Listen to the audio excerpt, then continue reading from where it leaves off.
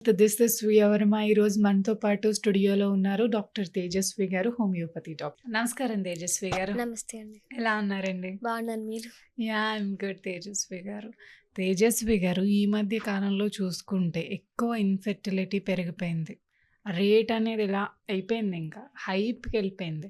Yeah! అందరిలోని abortions అయిపోవటం, లేదంటే వాళ్ళు కన్సీవ్ అవ్వకపోవటం. ఇంకెలా అయిపోయిందంటే రోజు రోజుకి ఇంకా వాళ్ళు ఇంక నేను తల్లిని అవ్వలేను. నా ఫ్యామిలీలో ఒక చైల్డ్ రావట్లేదని డిప్రెస్డ్ అయిపోతున్నారు. ఆ స్టేజ్‌కొచ్చేస్తున్నారు అసలు. ఎందుకిలా జరుగుతుంది?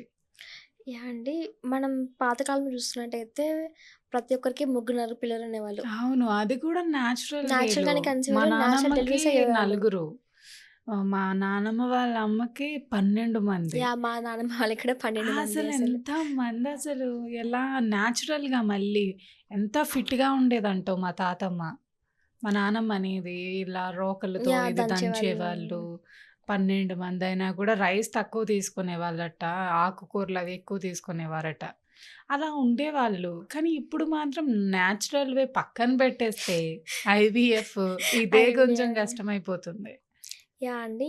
బట్ ప్రెజెంట్ డేస్‌లో చూసినట్టయితే చాలా ఫర్టిలిటీస్ అనేసి ఎక్కువైపోయాయి చెప్పాలంటే. అవును. ప్రీవియస్‌లో అసలు ఏది ఉండేది కాదు. నేచురల్‌గానే కన్సీవ్ అయ్యాలి వాళ్ళు. ఏం ప్రాబ్లమాటిక్‌గా ఉండేది కాదు. హాస్పిటలే లేకోకుండా అలాంటి టైంలోనే. బట్ ప్రెజెంట్ డేస్‌లో ఏమవుతుందంటే ఇలాంటి ఇన్ఫెర్టిలిటీకి చాలా కారణాలున్నాయి మెయిన్‌గా. హ్మ్. మేల్ కారణాలు ఎలా ఉన్నాయో ఫీమేల్స్‌లో అదే కారణాలున్నాయి. అందరూ ఏమనుకుంటారు పిల్లలు పుట్టలేదంటే ఫీమేల్స్‌నే బ్లేమ్ చేస్తుంటారు. నీలోనే లోపం ఉంది. నీ వల్లే ప్రాబ్లమ్స్ ఉన్నాయి అనుకుంటారు. బట్ ఈ కండిషన్స్‌లో ఎలా ఉంటుందంటే పార్ట్నర్స్ ఇద్దరు రెస్పాన్సిబుల్ ఈ కండిషన్స్‌లో.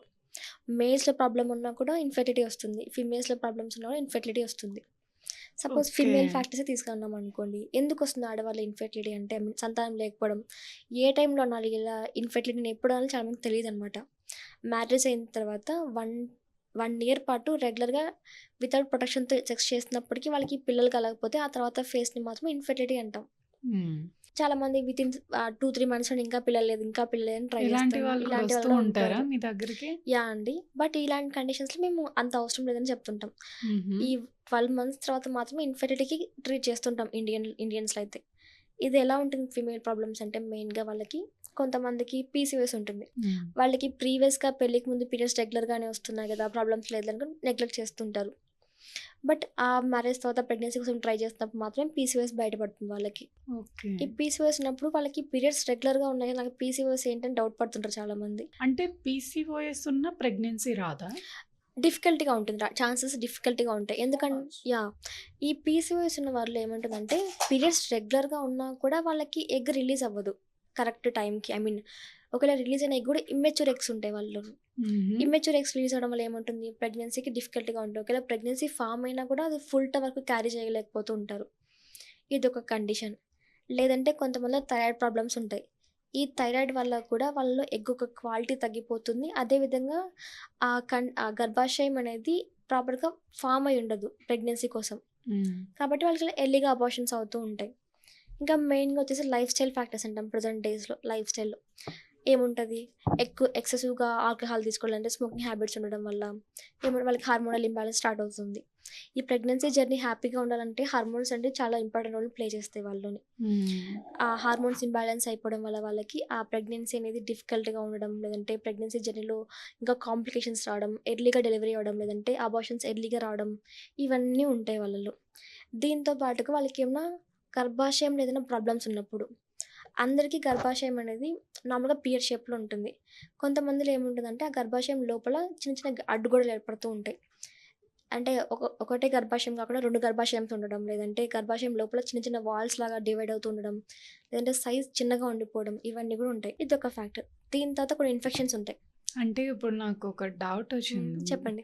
ఇప్పుడు గర్భసంచిలోనే గదా బేబీ ఉండేది. హ్మ్. ఆ బేబీ గర్భసంచిలో ఉన్నప్పుడు స్టొమక్ ఎందుకింత ఎలాబరేట్ అవుతుంది? అంటే ఇప్పుడు బేబీ ఉండేది స్టొమక్‌లోనా? గర్భసంచిలోనా? గర్భసంచిలో బేబీ ఉంటుంది. స్టమక్‌లో కాదు, గర్భసంచిలో ఉంటుంది. అందరూ స్టమక్ అని అనుకుంటారు. బట్ గర్భసంచిలోనే బేబీ గ్రో అవుతూ ఉంటారు. హుహు. ఎలా అంటే గర్భసంచికి 2 వైపులా ట్యూబ్స్ అనేటివి ఉంటాయి.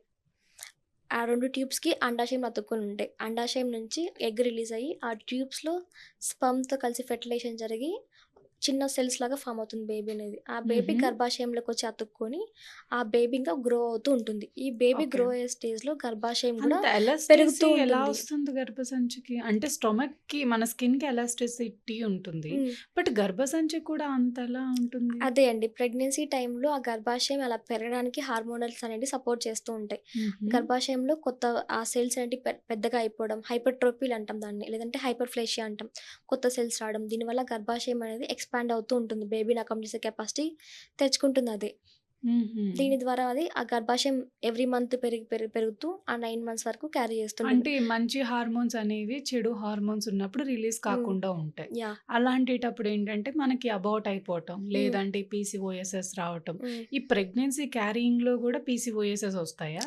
క్యారింగ్‌లో కాదు ప్రెగ్నెన్సీ ముందొస్తుంది. ఓకే. క్యారింగ్ టైంలో ముందొస్తాయి. ఆ హ్మ్. తర్వాత పీసీఓఎస్ ఉన్నప్పుడు ప్రెగ్నెన్సీ హ్మ్. వచ్చేసిందనుకోండి, హెల్తీ చైల్డ్‌ని డెలివర్ చేసే ఇన్ కేస్ అవకాశం ఆ ఉంటుందా? పీసీఓఎస్ ఉన్నా కూడా కొంతమందిలో డెలివరీ పాసిబుల్ అవుతుంది. ఎందుకంటే కొన్ని ట్రీట్మెంట్స్ వల్ల ఆ ఎగ్ హెల్తీగా ఉందనుకోండి, స్పెర్మ్ హ్మ్. కూడా హెల్తీ ఉందనుకోండి, వాళ్ళకి ప్రెగ్నెన్సీ బేబీ ఫార్మ్ అయినా కూడా ఫుల్ టైమ్ వరకు బేబీ క్యారీ అవుతే కెపాసిటీ ఉంటుంది వాళ్ళలోని. కొంతమందిలో రేర్ కండిషన్స్‌లో మాత్రమే ఆ ఎగ్ ఇమ్మెచ్యూర్‌గా రిలీజ్ అయినప్పుడు మాత్రం అబార్షన్స్ జరుగుతూ ఉంటాయి. ఆ పీసీఓఎస్ కండిషన్స్‌లో. ఇంకా దీంతో పాటు కొంతమంది ఏమన్నా సర్వైకల్ ఇన్ఫెక్షన్స్ ఉన్నప్పుడు, సర్వైకల్ ఇన్ఫెక్షన్స్ అంటాం. అంటే గర్భాశయ ముఖద్వార ఇన్ఫెక్షన్స్. దీని ద్వారా ఏమవుతుంది స్పెర్మ్ లోపలికి ఈజీగా ఎంటర్ అవ్వదు. అంటే స్పెర్మ్స్‌ని బయట చంపేయడం చచ్చిపోతాయన్నమాట స్పెర్మ్స్ అనేటివి. ఒకవేళ స్పెర్మ్ లేనప్పుడు ఎగ్ ఫెర్టిలైజేషన్ జరగదు కదా! అంటే ఇప్పుడు తేజస్వి గారు హ్మ్. వన్స్ పీసీఓఎస్ వచ్చిందంటే ఇంక తల్లవ్వటం కష్టమా? అలా ఏముండదండి. ఆ పీసీఓఎస్ కూడా కొన్ని కండిషన్స్ ఉంటాయి. టైప్స్ ఉంటాయి దాంట్లోను కూడా. ఆ హ్మ్. పీసీఓఎస్ దేనివల్ల వచ్చింది? అంటే ఏదైనా హార్మోనల్ ఇంబాలెన్స్ వల్లే ఉందా? లేదంటే ఇన్సులిన్ రెసిస్టెన్స్ వల్ల అలాంటి టైప్స్ లాగా చూసుకొని అవుతూ ఉంటారు. పీసీఓఎస్ వస్తే కంప్లీట్‌గా ఇన్ఫెర్టిలిటీ అనేది ప్రాబ్లమ్ అయితే కాదనమాట. ఆ పీసీఓఎస్‌ని తగ్గించుకున్నట్టయితే వాళ్ళ ఫెర్టిలిటీ ఛాన్సెస్ ఎక్కువవుతాయి వాళ్ళవి. కంప్లీట్‌గా తగ్గుతదా? డెఫినైట్‌లీ అంటే తగ్గుతుందండి. పీసీఓఎస్ కంప్లీట్‌గా క్యూర్ చేసుకోవడానికి ఛాన్సెస్ ఉన్నాయా అసలు? డెఫినెట్‌లీ అండి. చాలా మంచి మెడిసిన్స్ ఉన్నాయి హోమియోపతిలో అయితే. ఆ పీసీఓఎస్‌ని రీసెంట్‌గా ఒక కేస్ వచ్చారు. 6 మంత్స్ బ్యాక్ అనుకుంటాను వాళ్ళు. సేమ్ పీసీఓఎస్ ప్రాబ్లమ్‌తోనే వచ్చారు వాళ్ళకి. వాళ్ళకి హోమియోపతి ద్వారా పీసీఓఎస్ వితిన్ 6 మంత్స్‌లోనే హార్మోన్ లెవెల్స్ నార్మల్ అయిపోయి వాళ్ళు కన్సీవ్ కూడా అయ్యారు వాళ్ళు. ఓహ్! అలా వెరీ కూడా నైస్. ఉంటుంది. అంటే మనం ట్రీట్ చేసే టైంని ఇంకా మనం యూజ్ చేసే మెడిసిన్స్‌ని బట్టి డిపెండ్ అయ్యి ఉంటుంది. హుహు. కరెక్ట్ మెడిసిన్స్ ఇస్తే ఏ కండిషన్ అయినా కంప్లీట్‌గా తగ్గుతుందనమాట. ఈ పీసీఓఎస్ అనుకుంటే చాలామంది లైఫ్ స్టైల్ ఫ్యాక్టర్స్ పీసీఓఎస్ అంటే మెయిన్‌గా. అంటే హార్మోన్స్ అనేటివి మనం నార్మలైజ్ చేసుకోవచ్చు మళ్ళీ. అంటే ఇది మెయిన్‌గా లైఫ్ స్టైల్ ఫ్యాక్టరే పీసీఓఎస్ అంటే. దాన్ని మనం కరెక్ట్ మెడిసిన్స్ యూజ్ చేసుకొని, ఆ లైఫ్ స్టైల్ ప్రాక్టీసెస్‌ని మోడిఫై చేసుకున్నట్టయితే ఆ పీసీఓఎస్ తగ్గుతుంది కంప్లీట్‌గా. ఇంకా ఆ ఎగ్స్ మెచ్యూర్ ఎగ్స్ ప్రొడ్యూస్ చేసుకోవచ్చు. యెస్. స్టార్టింగ్ స్టేజ్‌లో మనం క్యూర్ చేసుకున్నాం. వాళ్ళకి తెలియలేదు. హ్మ్. ఐడెంటిఫై చేయలేదనుకోండి. అది పీసీఓడీ కింద కన్వర్ట్ అయిపోయింది. హ్మ్. అలాంటిటప్పుడు పరిస్థితి ఏంటి? Yeah! PCOD first stage. I mean minor form PCOD అనేది. దీంట్లో అండాశయంలో మాత్రమే ప్రాబ్లమ్స్ ఉంటది పీసీఓడీలో.